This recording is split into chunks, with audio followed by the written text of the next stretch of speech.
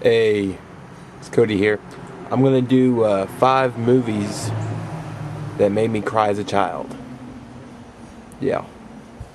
Number 1 is the movie Jack with Robin Williams playing a child that has this disease where his body is really older looking than he really is, uh, you know, birth-wise. He's really only like 13 years old, but he looks like a little man or whatever. Actually, he gets to. It's not until he's about to go off to college where he's an old man.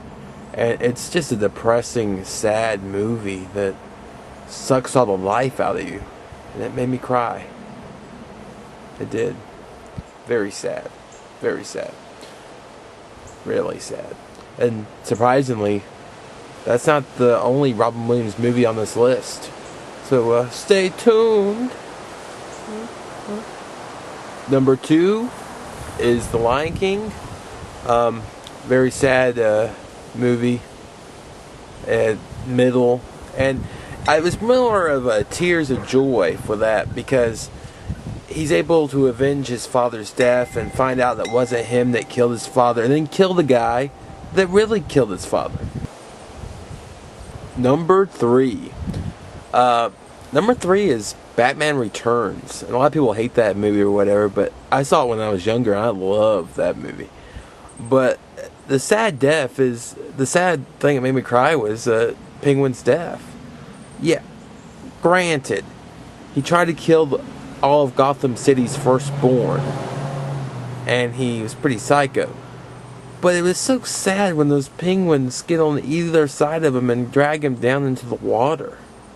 It's like, oh, the world to understand the poor little man, the deformed little freak. You know, it was sad. It was sad for that reason. Number 4.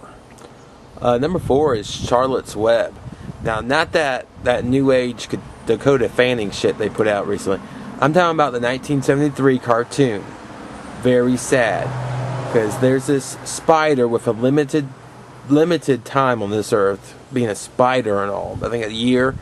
And then there's Wilbur, who's a pig, and he's going to get killed, the slaughter. And he's an average pig. He's nothing that makes him spectacular, and nothing makes him bad or anything. He's just a pig.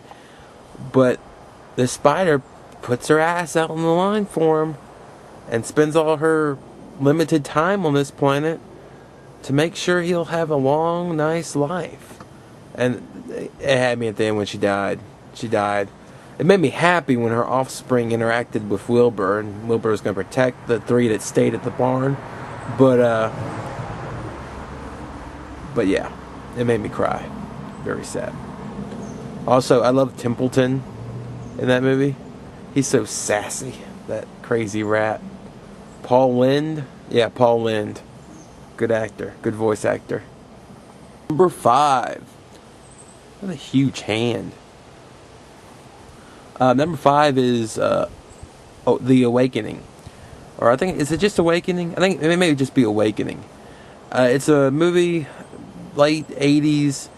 It has Robin Williams in it as a doctor who ups the dosage for all these comatose patients in his hospital ward, and he's able to bring them back to life. They kind of just reanimate and everything. It's based on a true story, and it has Robert De Niro as a patient who was in a coma when he was 14 years old, and now he's an older man in his 40s.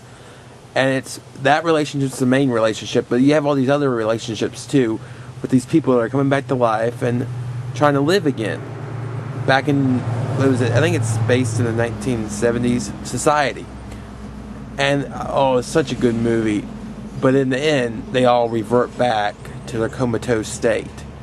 And it's so damn depressing. It just makes you bawl. It made me bawl as a child. It's still a very sad movie to watch today. But it was a good movie. I liked it. But it's just one of them sad movies. Some movies make you cry, some movies make you laugh, and that movie was meant to make you cry. So, yeah, that's my number 1. That's my number 5 pick, but in this list, number 5 is the most impactful, and that movie had me bawling. That's a sad ending. Very sad.